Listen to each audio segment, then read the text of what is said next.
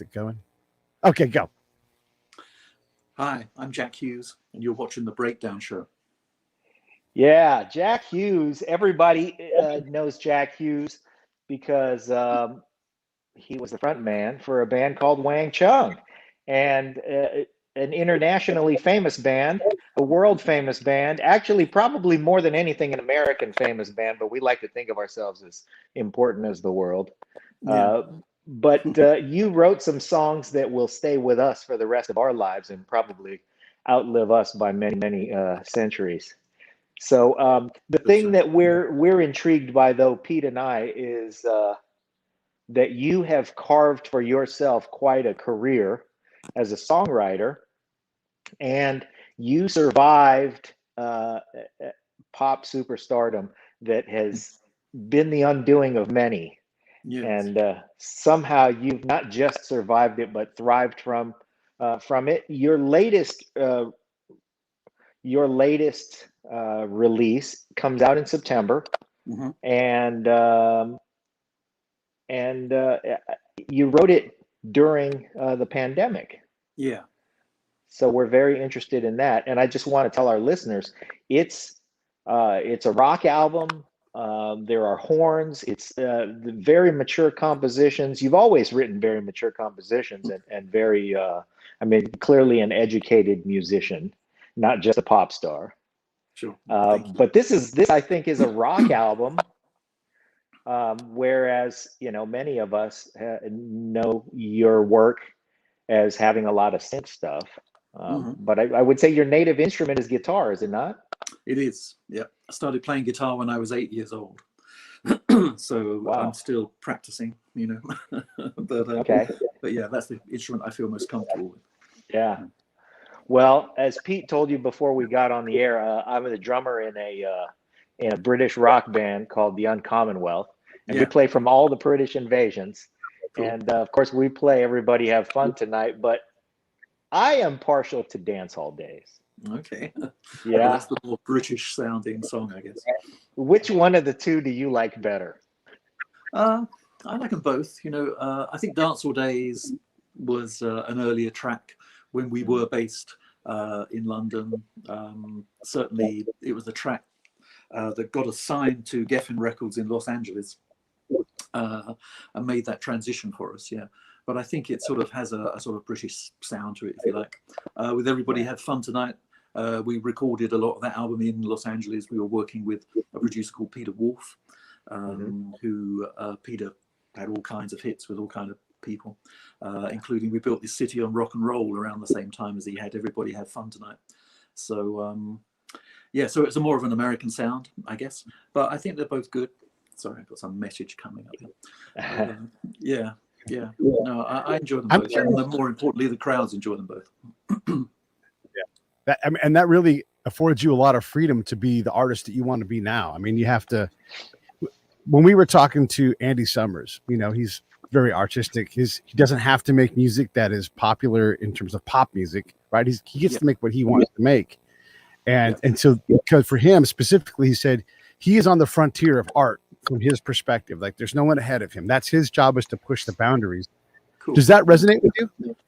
Yeah, I guess it does actually. Yeah. I can get that with Andy, because obviously he has strong jazz influences and he's playing, and he made a great album of Thelonious Monk tunes, and great. So I can get that. I think some musicians are in it for the music. I know everybody seems to think, people are in it for the money, but there's plenty of other things you could do if you wanted to make money. I think with music, it is a constant learning process. And if you're in that space where you want to learn, where you're constantly finding new music that inspires you, then yeah, I agree with Andy. You're sort of on your own cutting edge. I think I want to go back to what you just said about being in it for the music, because with a lot of artists who are in it for the money, that's the undoing. They get caught up in the trappings, and I think you were famous for really just sort of continuing to have a really normal life and not driving a Ferrari. What was with that? Yeah, my manager encouraged us to have a pension fund rather than a Ferrari. So that was that was good. Not exactly rock and roll, but sensible, you know. Yeah. You had a great manager. So, but you guys, when you signed to Geffen at the time, you had a deal with Arista first of all, right? Yeah, we did. Yeah. And they wanted to drop you. And so, how did the deal with Geffen materialize? Well, I think Arista were in two minds. You know, we released our first album with Arista, this album called Wang Chung, which was how we spelled the name of the band in those days. Yeah. And essentially, you know, for record companies, they are in it for the money, and that didn't really make the money they expected it to do. So they were in two minds, you know. But I think they wanted to make a second album. I think that was where the critical thing came, really, you know, because they were willing to take us on for another album. Most bands would kind of, you know, better than bird in the bush or whatever it is, bird in the hand. Yeah. So, but we had a new manager at that point, David Massey, and David was absolutely sure that we should sign to an American label, feeling that the sort of musicality that we had would never really work in Great Britain. And which isn't to say we couldn't have hits and stuff, but I totally understood what he was saying, you know? And I think when we signed to Geffen, and particularly when we went to Los Angeles and met people there, it was a whole different vibe, and they really did understand the music. And I think in those days, there was a sort of sense of Wang Chung being like a sort of new wave Steely Dan in a sense, you know. In fact, Yeah, there was I a can see time that. when we were going to think about working with Gary Katz, who produced a lot of Steely Dan stuff, you know. Mhm. So yeah, that was an interesting set of possibilities. You know, the life in the music business is full of interesting possibilities. You know? Yeah. I'm curious when you hear stuff like you're like the you know, British Steely Dan. One of the things that it's interesting to me, and I'm kind of just formulating this thought, but some bands get America and they make it, and we get them. Some bands come to America and they don't. We don't get them. And the same is true going the other direction, right? Like we had Susie Quattro on, right? She's from here, but she made it over there. You know, we didn't know who Jimi Hendrix was until you guys figured it out for us, you know, right? Very good example. Yeah. Yeah. What is it? Paul Weller is another one that I always talk about. You know, he's fantastically successful in Great Britain, but you know, just pissed off the wrong people, including himself, you know, and it's never really found a firm footing here. What is it about a band like you guys were able to do it on both sides? How do you figure that out? Yeah, if I knew the secret, I could probably sell it. You know, I'm not sure what it is. It's maybe a certain sense of sensibility.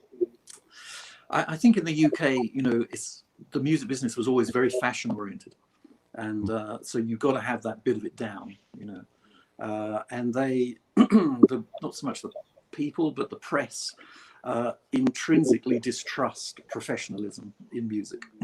You know, so if you look like you know what you're doing, they're suspicious that you've got some sort of key and you're cheating somehow. You know what I mean? And they prefer their rock stars to be heroin addicts, leather jackets, and a mess. You know, and fair enough. Out of that comes a lot of great creativity.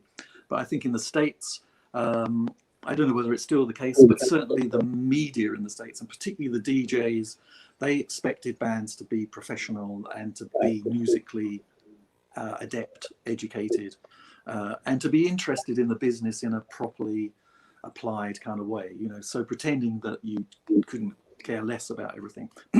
Oasis are a good example, you know, who kind of were massive in the UK, but their attitude didn't translate at all into the States, you know, even though the music should have been huge, you know.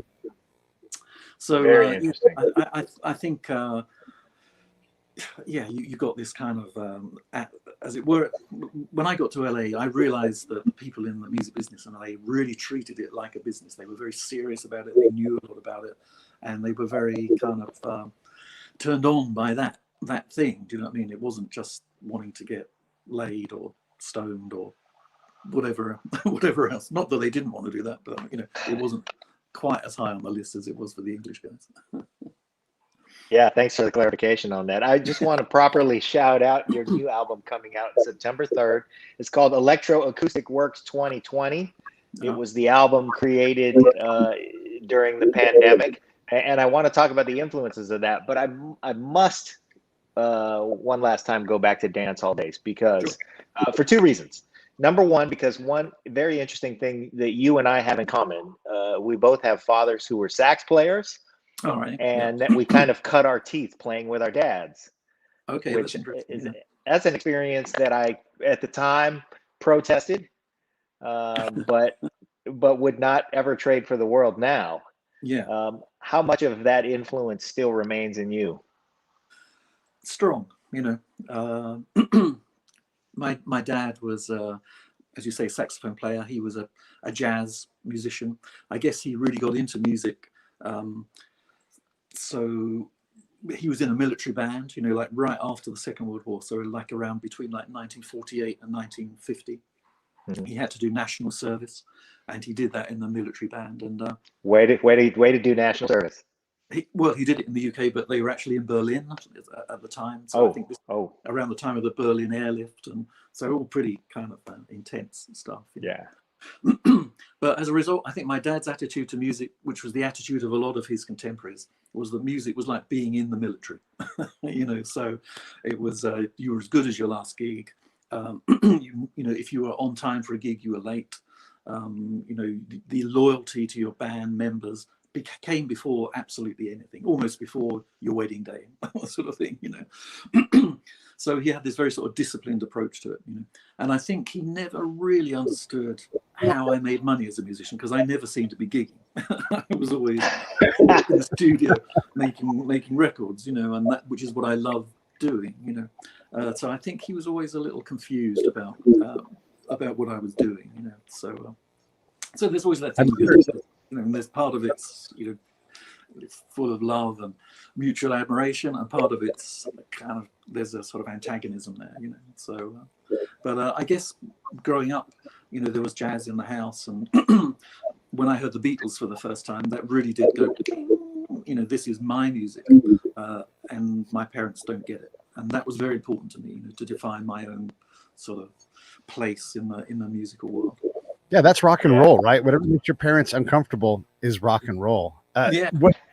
Another bass player we had on the show, he was an interpreter for me in Iraq, and he talks about how his dad made him go out and play keyboard, play the bass, and he would book gigs for them in Kuwaiti malls.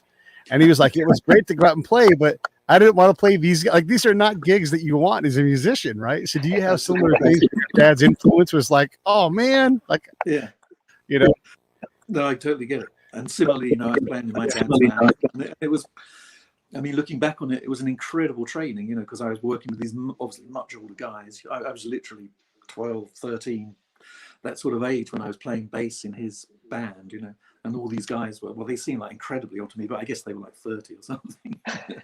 And, but yeah, sort of keeping up with them, and learning to read the charts. That was the thing, it was all, I didn't know the music, so you had to read the charts. The bass parts I could read, the guitar parts were tougher, but as I got older, I sort of started getting the guitar parts. But it meant that I grew up surrounded by musicians, listening to other musicians play, and I think in rock bands, that's one of the things you have to be able to do. You have to be able to sort of react almost instantaneously, and be able to sort of fit in with whatever vibe is going on and try and enhance it, of course. That's what made you guys the Steely Dan of new wave, I think. your ability to hear everybody else, listen to everybody else. And then if you'll indulge me, I must nerd out on the song Dance Hall Days, because I love dotted subdivisions. And so how did you lay the drums for that? How much of that was machinery? How much of, if any of it, was live? What did you do? Well, it was a Linn drum that we were using. It was a Linn drum, okay. And it was very hard to defeat the natural way the drum machine works in 16s. Yeah. So I forget how we did it, because it's not just like straight triplets, it's somewhere else, Right. We all, Nick and I and Chris Hues as well, were all massive fans of Little Feat, and how they would get that sort of. Wait a minute, did Chris Hues work on that with you? Chris Hues produced it, yeah. Okay, that explains a lot. Yeah. Well, that was one of the things that we wanted to work with him, because the Burundi thing with the Adam and the Ants records has that same slightly sloppy kind of just a little thing, swung. Yeah. So he understood that, and he understood how it wasn't just a question of programming triplets or, you know, putting a tempo, you know, in some mathematical relationship to make it all work. You know, it was a feel thing essentially, you know, and it took forever to get it, but we got it, or some version of it anyway. Yeah. Chris, I want to say for our listeners, if you don't know, we've had a couple of episodes with Chris Hues. He's a hero of mine as a drummer and a producer. And for the contemporary listeners who get this reference, he was Jay Dilla before Dilla, and the ability for him to take a limb drum and figure out a way to swing it just a little bit really says a lot. What were you saying, Pete?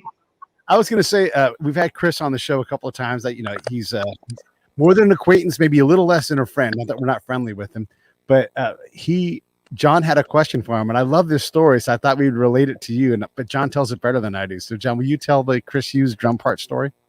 Well, you know, I'm trying to endure playing "Everybody Wants to Rule the World," and I'm having a hard time, you know, just riding out the triplet all the way through. I mean, that's a feat of endurance.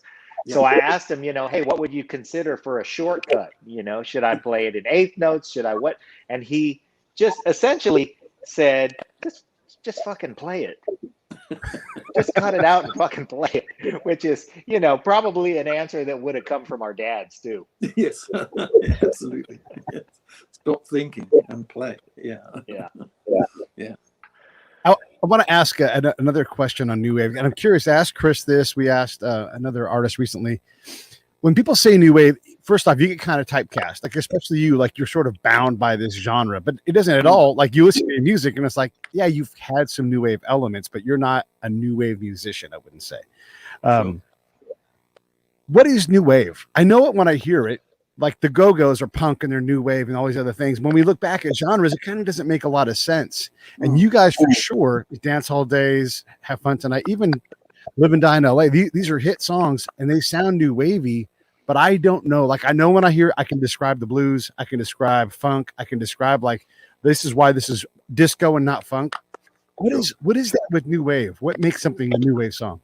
I'm always in two minds about this whole genre thing, you know, because in a way, I think it's looking at music from the wrong end of the telescope. You know, you're sort of looking usually like a sort of bunch of bands who come from a similar time frame, maybe a similar place in England, you know, and seeing the similarities and saying, well, here, let's call it this new wave jazz or whatever you want to call it, and then you try and fit the artists into that thing, you know, and the artists, of course, are doing their own thing, as you said in the earlier part of the conversation. You're trying to define yourself and you're on your own cutting edge, you know, and even when you're being slotted into the genre, you know, and I guess you're aware of the spirit of the time, you know, and the spirit of the time, you know, was obviously Lindrums, it was PPG wave synthesizers, it was the Fairlight, you know, all those things contribute to the physical sound, you know, but I guess there's a sensibility as well. And I guess the thing that to me unites those bands was, you know, we all came out of the punk thing in a way. We all would have been cutting our teeth when punk was the big thing.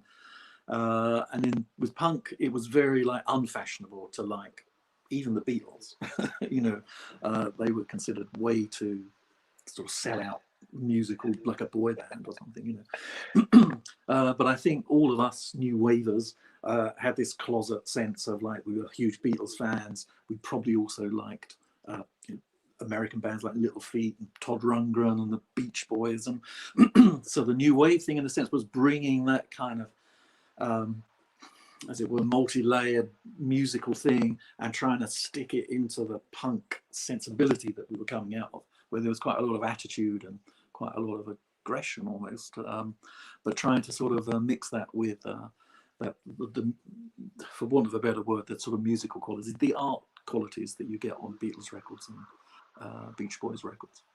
And you had a new technology that it seemed needed to be mastered by somebody. Yeah, I mean, I think it was absolutely the beginning of computer music, you know, or so like in drums, and you were definitely working with multi-track tape. So, you know, rather than when you look at the Beatles output and it's like, this track is like take 18 and this is take 37, you know, there's no take 37 at Dancehall Days, you know, there's just the one track that we were working on that we built up, you know, through layering it and layering it, on the premise that if you got every layer right, the totality would be great, which in retrospect I think was mistaken.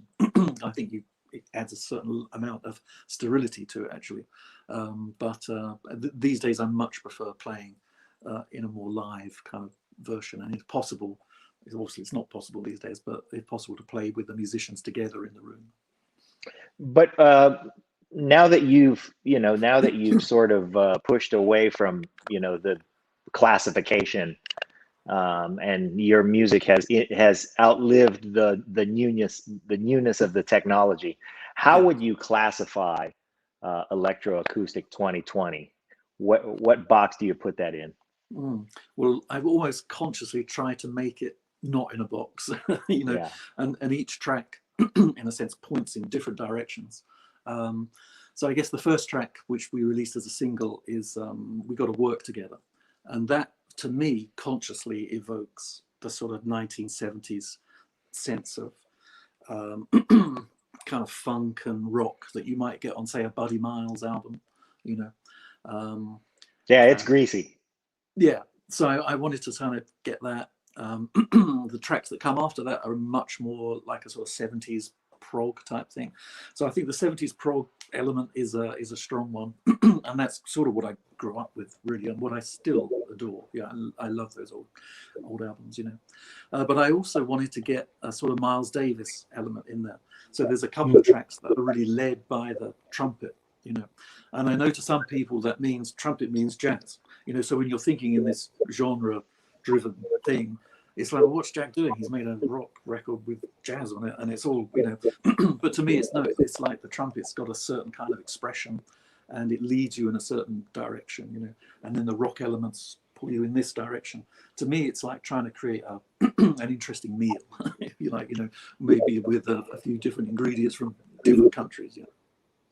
Yeah, I'm glad you use that simile, because I think of it that way too, and I think that a lot of younger listeners, and my experience is limited to my kids, and they had a lot of exposure. So what I'm seeing of them now is that they don't have the same sort of genre. I mean, those were our identifiers. That was our virtue signals when we were kids. Yeah, and now there's a lot less of that. So they're not afraid to see an artist who maybe came up in one genre but is unafraid to explore something else. I get that. Yeah. And that's an important point, I think, you know, because certainly, you know, the records you carried under the LPs you carried under your arm to a friend's party said a lot about who you were in those days, you know, and maybe being young, you were much more, or I was anyway, much more narrow about my taste and stuff. But I think the great thing about streaming these days, and obviously there's lots that's not great about streaming for musicians especially, but the great thing in terms of consumers is there's access to absolutely everything. And so that can only be a good thing, I think. Yeah, I just want to once again shout out Electro-Acoustic 2020 is the new album. It comes out September 3rd. Now, aside from We Gotta Work Together, which is on YouTube, everybody can go listen to that track. That's your sampler. The rest of the album's not out yet, but I really encourage everybody to buy it on vinyl. Yes. Make sure you buy it on vinyl. Jack has gone to great lengths to press this thing on vinyl and to preserve the fidelity of this great record, because it's important to do. And not only is it important to do, but you guys don't have any place to press vinyl there anymore. No, the UK doesn't have anything. So we're having it pressed in a place in the Netherlands, which is super great. It's called Deep Grooves, and they kind of have a carbon neutral emphasis in the way they approach it. Obviously, vinyl's not a terribly friendly substance, you know, but they do a lot of offsetting and stuff. And they're good guys actually, and they're very kind of committed to maintaining the high fidelity of the album. And so with this album, you know, I recorded it here at home, like in this very room that I'm sitting in, so not in a studio as such, although I did record the drums in a real studio. But I tried to get the fidelity of it as good as I could, and I actually played it to a couple of, well, actually 4 or 5 friends who sat in this room and listened to it on my hi-fi system, and they were blown away by what they said was the clarity of it, you know. And again, I think maybe people aren't so used these days to listening to music in that hi-fi kind of way. Do you know what I mean? You get very used to listening on a little Bluetooth speaker, or even quite a good Bluetooth speaker, but that's still not hi-fi, you know. So having a good turntable going through a nice warm amp and blasting out through speakers, that's the way to hear it. Yeah, speakers that are encased in wood. Yes. Yes. Yeah, the difference between those types of experiences are, you know, I would liken to I don't know, maybe smoking a cigar, you know, where it's a commitment. You have to, if you decide you're going to listen to this album on vinyl, you have to kind of commit. Yeah. And surrender to the experience, and I think you'll be paid back dividends. Well, I think that's very true. You know, it's there's a great book actually by a guy called David Hepworth called A Fabulous Creation, and I think the subtitle is How the Album Saved Our Lives, or something like that. And he basically dates the sort of the heyday of the album from 1967, Sgt. Pepper, and ending with Michael Jackson's Thriller in 1983, I think that was, or maybe 4. And he says during that time, you know, the album was the way that you listen to and consume music, and how great that was for artists, because it gave you not just the single, you know, it gave you all these different windows into the different ways they thought, and in some cases different members of the band stepping forward to give their view, as it were, you know. And I really get that, and I see the album's a great way of artists, you know, bringing their ideas into the world, if you like, you know, in a fully rounded kind of way. Yeah, in a long form. Yeah. What albums did you attach to and continue to be influenced by? I think the Beatles' White Album was a massive album for me, you know, and still continues to sort of define a lot of what I do. You know? So the album that I put out as a solo album before Electro-Acoustic Works is an album called PRIMITIF, which is also a double album, and I wanted it to be a double vinyl album in a very deliberate sort of way. But other albums that spring to mind, I'd say David Bowie's Ziggy Stardust was. Yeah.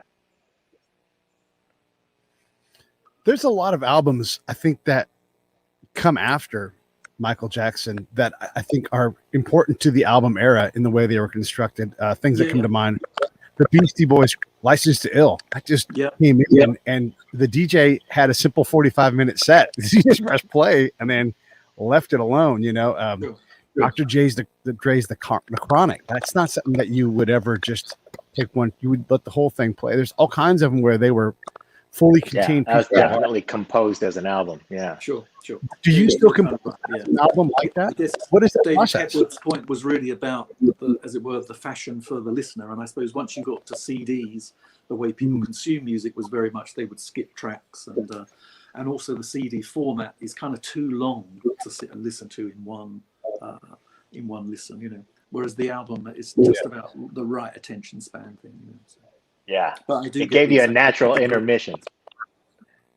Yeah. Sorry, I also enjoy that you made it at home, and one of the things that I got excited about was, you know, when I was a kid and my parents would travel, they would leave us at home. You know, when I was in high school, I was old enough not to burn the house down. So if they went away for a few days, they'd leave me at home, and then I would turn our living room into my rehearsal studio, and I'd invite the guys over, and we'd play, and I imagined your process to be like that, and COVID to sort of be like a long excuse to turn your house into that. Absolutely right. Yeah. So what would normally be a living room for most people is, for me, a sort of studio environment. You know, a mixture of living room and studio environment, and it means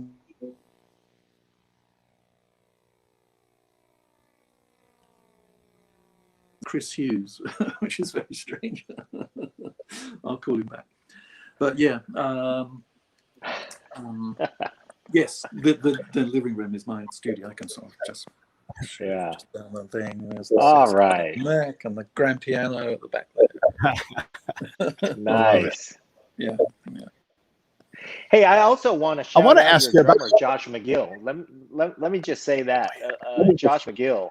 You know, what we've seen and heard so far is fantastic, and I really identify with his playing because he's a great pocket drummer. He's a great accenter of things. He really takes seriously his job of not just holding down the time, but of making everybody else really sound great. And so I just wanted to tip my cap to him. Well, that's very nice, and he'll appreciate that. You know, but he is a really great drummer, sort of cast in the old school. You know, as you say, he's a sort of supportive drummer rather than someone who sort of tries to come to the front. You know, but really creative. You know, there's a track on the album called "Don't Waste Words," and when I took that into the studio, there was no drums on it at all, and I was thinking at first that I didn't really want to put drums on it, but I said to Josh, just play along with it and see what happens, you know. And he really came up with these really creative parts, you know, using a lot of ride cymbal and just toms and stuff, you know. So he's a, you know, very creative musician, great songwriter himself. Actually, I don't know if you've ever heard any of his stuff, but he was in this band called Siddhartha, who are kind of Canterbury based. In a sense, even more 70s prog than I am, and even though they're like half my age. So yeah, no, they're really talented guys, and Josh is such a sweetheart as well. You know, so wonderful guys to work with. Yeah, I'll be really interested to hear that because I sort of saw, you know, as I watched him play and listened to him play, he reminded me of, you know, we all have the influence of the old guy in our life who just manages to have a creative vocabulary and doesn't need to say much because he just says the perfect, most poignant thing right at the right time. All right, cool. Yeah. Well, he has that. When you There record was a at home, comment. Oh, go Pete. I was gonna say when you record at home, you have the ability to do everything right there at your fingertips, but you also lose the requirement to be better than what you're capable of doing, right? So how do you ensure that, you know, good and great you're stressing that, you know, because look, I talked to Chris and he's like, a lot of people just don't need me to produce anymore, but they do, because he's going to shove you out of your comfort zone and go, how is it over there? And you can always come back, but you need to get shoved out there. So how do you replace that vibe? How do you replace that magic that happens? Yeah, U2 talks about when God enters the studio and something just comes to you. How do you do that when you're at home?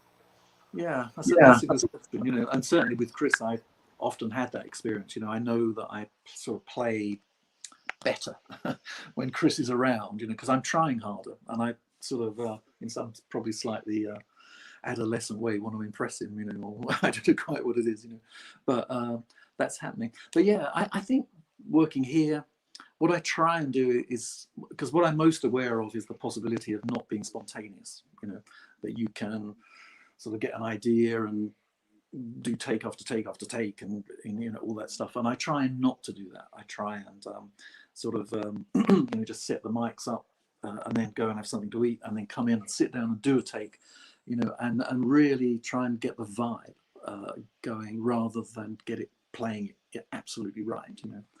And then in some cases, I push myself, like on Electro-Acoustic Works, the last track, I think, on side 2, which is part of this long extended 20-minute track, you know, has got these guitar arpeggio things that I can't play, basically, you know. So that took some practice to try and get those together, you know, and then I just kind of, well, in a couple of places I did a bit of cheating and editing and stuff, but really I just tried to get those to work and to phrase in a natural way. So I guess it's pushing yourself creatively is the answer, as far as you can. I think that the difference between your work from the 80s and your work now is largely that the technology back then sort of, you know, was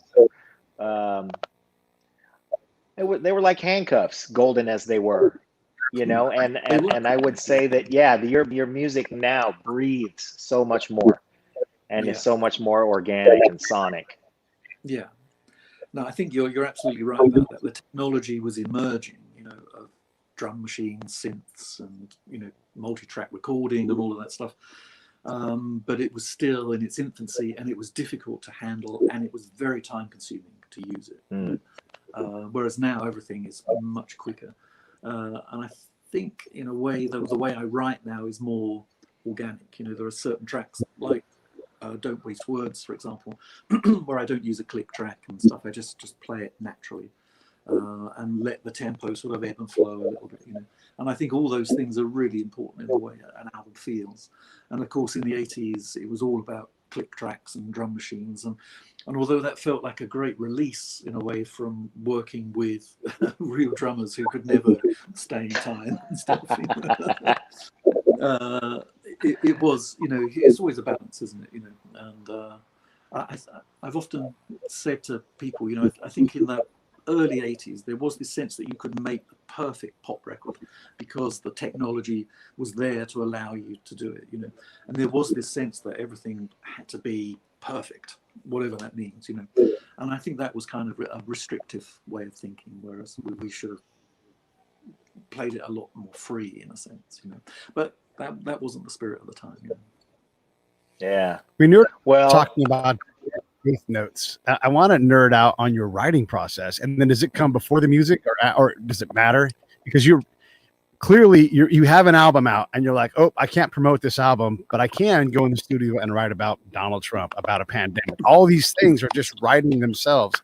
You're not the first artist that we've had on the show that talked like there was just so much stuff. I had so much time. I had to make an album, so talk about the writing process. Yeah. Well, with the Electro-Acoustic Works, I actually got into, at the beginning of the pandemic, I did have this sense of like, this is great.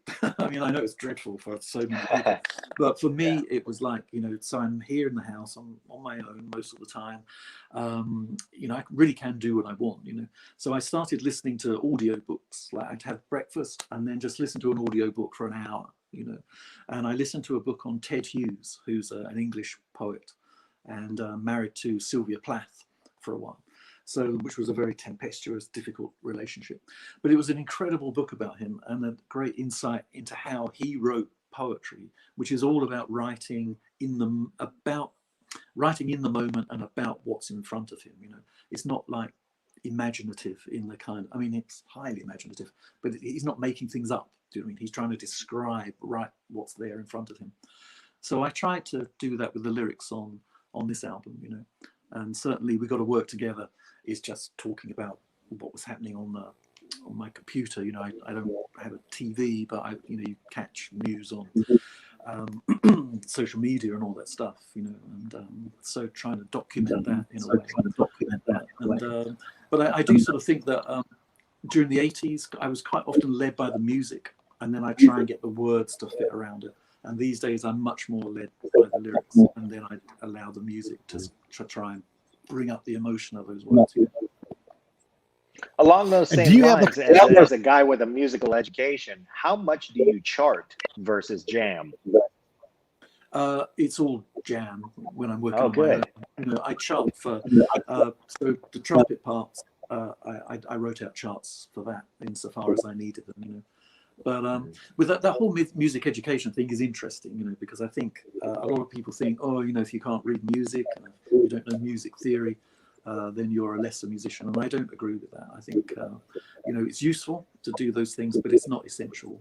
Having a good ear and having a powerful sort of emotional attachment to the music is the most important thing in rock music, that kind of area that we're talking about. And do you play the mouth trumpet when you're writing the trumpet part? Like, do you go, do you do that, or is that in your head? Yeah. It was kind of, well, initially that melody that the trumpet plays, I kind of sang it, and I was going to, Robert Wyatt, who's a very big artist over here, maybe not so much in the States, but he quite often vocalizes a melody, doesn't have lyrics and stuff, and I love how he does that, but I couldn't make up my mind about whether to do it like that or whether to get a real trumpet player in, you know. So in the end, I found this great guy, Daniel Cano, who lives in Canterbury. He's from the south of Spain, but amazing player, really good, you know, and he really nailed it. But I sort of kept my vocal in as well. Yeah, I kind of like the two things together. Well, you were in LA. You were signed to Geffen Records at the height of Wang Chung. Yeah. With a bunch of the studio guys around LA, and employed, you know, the top studio session players, and book a big studio. Mm-hmm. Did you make a? I think my question is, did you make a Steely Dan record? Well, I suppose you could maybe look at The Warmer Side of Cool, which is the last album that Wang Chung made, as a kind of a sub Steely Dan record, you know. Yeah, there was a bit, you know, we had Vinnie Caliuta playing drums on it, and I forget, there was a guitar player who was on it for a while as well. I mean, the thing was that Peter knew, because Peter had been in Frank Zappa's band, he knew all of those sure, those guys, you know, who were either in all those guys, Frank Zappa's band. So they were on hand. Patrick O'Hearn, the bass player, used to come and hang out in the studio a lot. Obviously, Nick was playing the bass parts in a slightly kind of, I'm the bass player kind of way. Yeah. But yeah, that was good. And those guys are obviously amazing players. And that was one of the great things about working in LA, was having these guys around and having that sense of, you know, musical excellence of that kind, being like nothing to be embarrassed about, which you sort of would be in London in a way. Do you know what I mean? You kind of keep it a bit quiet, you know. So it's great, and the singers as well. You know, working with Saida Garrett, and she would, you know, work with Michael Jackson a lot of the time, and wrote "Man in the Mirror" and stuff, you know. And she sings on "Everybody Had Fun Tonight," and she used to come to the studio and just hang out and sing on stuff. You know, it's just wonderful, really great times. So really, going to LA when you did was perfect for you. It was, yeah. Musically and otherwise. I recently watched a movie called Laurel Canyon. I don't know whether you guys have had a chance to. Yeah. Yeah, and that made me feel that was great. very nostalgic about LA, you know. And even though we were there, I guess that movie goes up to about 1975, and we were there in '84. So it was kind of all over. But obviously, David Geffen was a big part of that scene. And signing to Geffen Records was kind of, there was some continuity there, you know. And you know, I've just bought the reissue of Deja Vu, Crosby, Stills, Nash and Young, and that to me is one of the greatest albums ever. Do you know what I mean? I adore that record because of the vibe and the playing and just the sound of it as well. It's just so beautiful. You know? So. Yeah, but I being in LA at that time was wonderful. It was, you know, it's quite different now. It's quite different, as we all know, you know. But back then it was quite. It was still had this sort of strange mixture of urban and rural right next to each other, you know. And Laurel Canyon really summed that up, you know. Yeah, I'm curious how much in your day-to-day life does music impact what you do. Like we had the DOC, who's a very notable rapper from the NWA and that kind of thing, and I was telling him that when I make a smoothie, I take his song, his tune, his words, and I turn it into, you know, I get a smoothie, you know. It's like, so there's always some kind of musical element in my day, and I'm not even, you know, a musician. I mean, I can play the guitar a little bit and sing a little bit, but it's constantly around me, right? And I just sort of let it flow right out of my mouth as it's in my head. Do you have a similar experience, or do you get enough outlet that you like quiet? I mean, how is that for you? No, I mean, I have music on. No. I listen a lot to the classical station here in the UK. But if I'm not doing that, then I bought a CD player because I had thousands of CDs. So I sort of just put one of those on.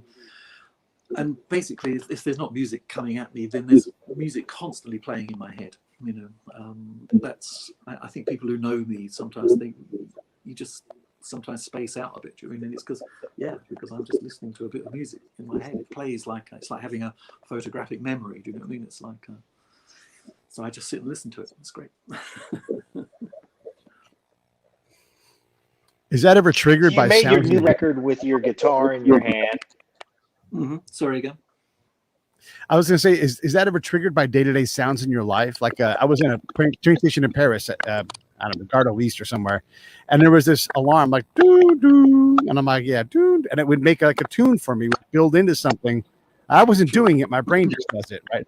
Does that trigger work for you? Sometimes. I remember sitting in a concert hall, like waiting area one time, listening to the air conditioning unit playing this kind of chord that was like phasing slightly, you know, and yeah, that was great. So yeah, you hear music in all sorts of places, you know. I was going to ask how you tracked the new record because it is so vintage. You have a horn section. You made the record with your guitar in your hand. You know, there's a lot of organic and breathing elements in the record. Did you track it to tape? Did you use Pro Tools? What'd you do? No, I was using Logic actually, Okay, and which I think is really good. Recording 24-bit, 44.1. wow. But I took it to a really good mastering place, Metropolis Mastering in London, and John Davis mastered it, and he sent it out through some really beautiful outboard gear, which I think makes the top end particularly great, and you know, thumps the low end as well. You know, so it gets a lot out of it. You know, and I think you know, listening to a lot of well, those sort of 70s records, I sort of got that in a way. The secret to getting a really good sound is not to have too many instruments playing, you know, and so I suppose I approach it like that. You know, there's a guitar part and a bass part and a keyboard part, maybe second guitar, but I don't layer it up too much, you know. And I'm lucky to have some lovely guitars which give good focused sound, you know, and decent vocal mic and stuff, you know. So it's yeah, just going for that sort of clarity and natural sounds. You know, it just sounds pretty good, you know, and I try to, you know, if it was a trumpet part, then it's a real trumpet. You know, the sax part is a real sax player. You know, a friend of mine, Pete Grogan, who plays in a jazz band called Lead Bib, pretty out there, free jazz kind of thing. You know? And then Baby and Salar, she sings on it, and she's just such an inspiring singer, you know. So Pete and Baby, they did their parts in separate studios, you know, and sent it to me. But I was, you know, well, they're just great musicians, so they give you great energy, you know, and great parts. Now I really can't wait to hear the rest of the record because I now have to imagine that it was tracked in different places, that everybody sent you parts and you put them together, because the record breathes in a way that it, you know, what little we've heard of it so far. It doesn't sound like that. It sounds like it was all jammed and made in one room. Yeah, well, I deliberately try to make it that way, and there are some tracks where I kind of there's one track called Slow Gears, which is the trumpet-led track, which sort of gets into this kind of jam. It feels like the track plays, and then the drums come in really quite late in the track, and the musicians just sort of go to a slightly different place.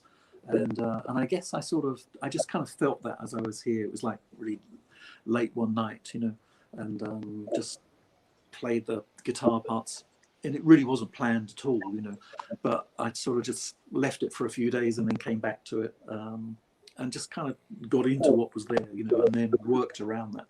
And you know, again, Josh put the drums on quite late on the album, you know, so he had, you know, stuff to play with, you know, but he just sort of felt it, and that was very much how I really wanted it to sound, you know, like, how did you get this to sound so live and like there's a lot of jamming going on when it was a lockdown album where you did a lot of it on your own, sort of thing.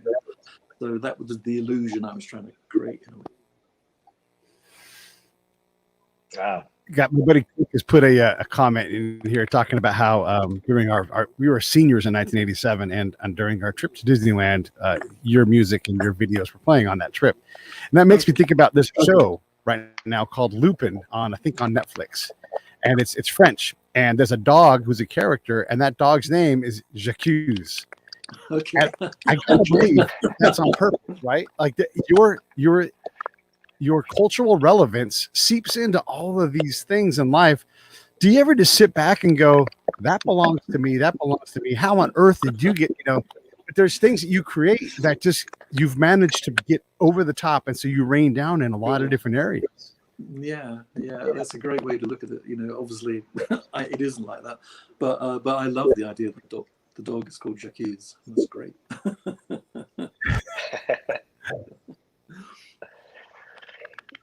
You know, going back to that time period, you guys toured with Tina Turner.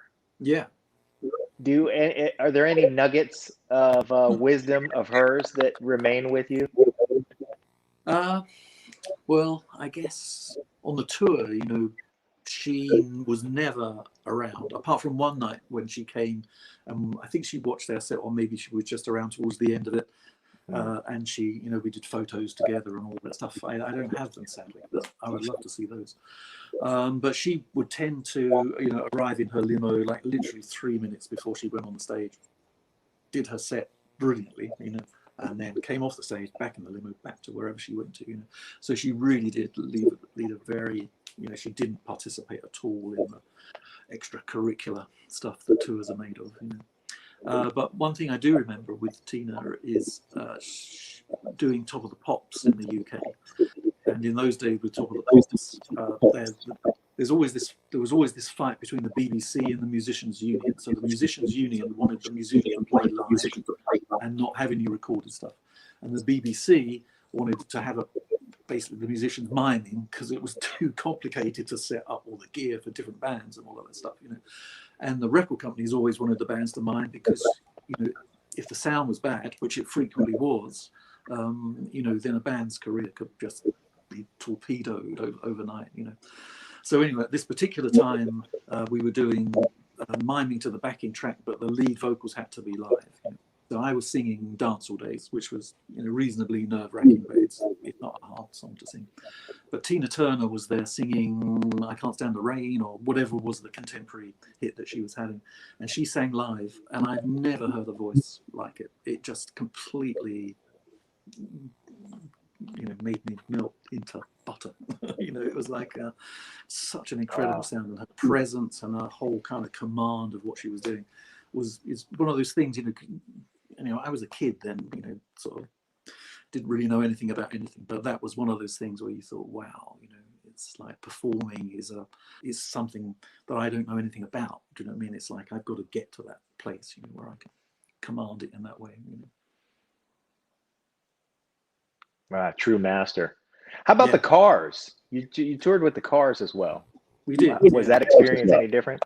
Yeah, I mean, they were like a sort of art rock band. I mean, it was a great tour for us in the sense that they were selling out these massive stadiums night after night, you know, so we were playing to 70,000, 80,000 people a night, you know, and the stadiums were pretty full when we went on as the opening act, you know, because sometimes everyone's just in the bar until the opening act's finished up now, then they come in for the main thing. But people wanted to see us because we were new and Dance All Days was a big hit and everything. And yeah, and you know, for me it was all pretty stressful, I suppose, and a bit confusing. But the overall sense was the people, you know, really got into our set. And then the Cars were great, but they had this policy of not talking to the audience. You know, so they would play, you know, whatever they played, you know, one of their hits and stuff. You know, the crowd would go wild, and they would turn their back on the audience, you know, for like 30 seconds, and then they turn around and start the next song. And you could feel that progressively picking off the crowd, you know. And so people's experience at the end of it was kind of like, yeah, the Cars were a bit boring, which they weren't. They were like meticulous in the way they did everything, you know. But this stage thing was really, I'm sure it was an arty, well-intentioned decision, but it really wasn't working. You know. The people's sense was that we were great and the Cars were a bit boring. So that was fine. You know. But there are acts that have that reputation. I mean, the Cars were for sure known to be a boring act. New Order is known to be a boring act. Elvis Costello, I saw him live, and I'm like, this is just not great. He's playing every song a little bit faster to get through more songs, and then it's like there's nothing in it, you know. Like I can listen to the CD at home. Well, Debbie Harry came on before Elvis Costello and kicked his ass because she talked to the crowd, and you know, she didn't just play the hits. And I don't know what it is about musicians that make them want to have a show that isn't great. But when you have your reputation for 40 years and it stays the same, you know, you're just not a great live act. Yeah. Well, I think a lot of musicians kind of don't want to be showbiz. didn't mean they want to be musicians and like an art thing, you know, and I totally respect that. But I get also that people are there, they want to be part of it and they want to hear you talk inane stuff, you know, like, is everybody all right, all that stuff, you know, they want that. So I'm you know, I think, you know, the modern Wang Chung shows that I do with Nick. I mean, I haven't done them for a while, but we're planning on doing some once we're able to play again, you know. Yeah, they're very kind of immersive, cohesive things, you know, and the audience is such an important part of it all. It's no good just playing at them, you know, you've got to kind of involve them in it as well. Yeah. Man, I really enjoyed this chat. It's so much fun. You know, Me too. yeah, and it's Go ahead, completely John. okay for you to say that you took the road with the cars and you knocked them out. I guess that is what I'm saying. We applaud that sort of thing. Yeah. Yeah. I saw Jeff Beck and Stevie Ray Vaughan, and I love Jeff Beck and had the same experience. Jeff Beck was brilliant with the guitar in his hand. Stevie Ray Vaughan just came out and put a whooping on us. And, you know, and that was great. And that was what we remember. It is what you walk away going, wow, I'll never forget the way that felt. Yeah. No, it's really important. No, Jeff Beck, wow. You know, I saw him at Ronnie Scott's, which is like a pretty small, relatively speaking, jazz club in London. And I was sitting kind of like, you know, it's like where my hi-fi is here sort of thing. I was like, his amplifier was literally 10 feet away from me sort of thing, you know, and it was the loudest thing I've ever heard in my life, but it wasn't painful, you know, it was just exhilarating, and he just played the hell out of everything that he touched, you know, it was just, and I think playing in that small environment suited him really well temperamentally and stuff. It was just amazing. He is a god, you know, and I think all guitarists ultimately think he has that mixture of technique and emotion in his playing, you know. It's just an incredible thing to see. Yeah, and he plays with his entire hands. Absolutely, every little bit of it, both hands. Yeah. So you are going to tour Electro-Acoustic 2020. I would love to. You have some dates lined up so far? Well, we have some in the UK, yeah. So we have some gigs planned in mid-September, by which time I hope that the restrictions will be lifted and you know, we can just be able to do those gigs, you know. So there's one in London. You can see it on my website, which is www.jackhughes.com. So rather than trying to go through it all here, but yeah, if you're in the UK, come and see us. And obviously, if there were opportunities to play some stuff in the States next year or whatever, I would love that, because I think American audiences would dig the music and dig the band and dig the way that live there's a certain amount of improvisation and a slightly more, if you like, sort of jazzy slant to things than there is on the records, you know. I know that there was I'd love to see you at a House of Blues somewhere. Yeah, absolutely. It would be wonderful to do. Hollywood Bowl. Let's get him in the bowl. Love that venue. Yes. Shows are selling out right now. Shows are selling out in the United States. California just opened today. Like, we're open for business again. So fantastic. Get out here. Let us spend some money on you. Yeah, I'd love that. Yeah, well, we should. Yeah. I mean, things are still kind of shut down here. It's better than it was, much better than it was, but music is still very restricted. Music, theatre, all the important things in life, you know, you still can't do. So hopefully that will all stop in July then. And then we just got to be able to sort of travel to other countries, which seems to be another big hurdle to get over. But I guess, you know, I get we've all got to be careful and stuff. But yeah, I really can't wait to be able to travel to the States again. I miss it a lot, actually. Anything in closing, John? Jack, anything? Well, no, this has been fun, really great. And I really appreciate you listening to, well, you know, Electro-Acoustic Works, and we've got to work together and all that stuff. And yeah, hope you guys really get into the album when it comes out. I'll send you advance copies as soon as I get one, so you can let me know what you think. Yeah, I know, that sounds great. Okay, hey, thanks for watching the show. I really appreciate it. Right here, you can subscribe. Please do that. It makes the show grow.